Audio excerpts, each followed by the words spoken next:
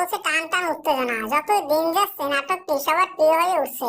স্বামীর কথা খুব মনে পড়ছে তার বাবা। তার বাবা বলছে স্বামীর কি আসবে না, ওর কাছে ক্ষমা চাইবো, মনে হয় বাঁচবো না। যে কথা শুনে খুবই কষ্ট পায় আঞ্জুমারা।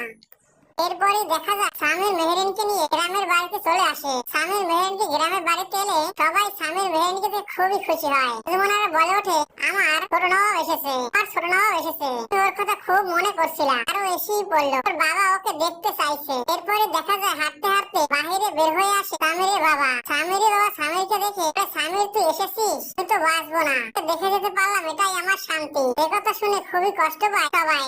স্বামীর বাবা স্বামীরকে জড়িয়ে ধরে আর বলে, স্বামীর তুই আমাকে ক্ষমা করে দিস, তুই তোর সাথে অন্যায় করেছি, তুই আমাকে ক্ষমা করে দিস। এই কথা বলে জড়িয়ে ধরে স্বামীর বাবা স্বামীরকে, যেটা দেখে খুবই কষ্ট পায় মেহেরিন। তবে গল্পে নতুন মোড় আসবে, হয়তোবা বাঁচবে না স্বামীর বাবা, এমন একটি পর্ব দেখতে পাবে। এটা আমাদের নাটকের দর্শকরা। আমাদের এই গল্প ধারাবাহিকে প্রত্যেকটি আপডেট ভিডিও পেতে আমার চ্যানেলটি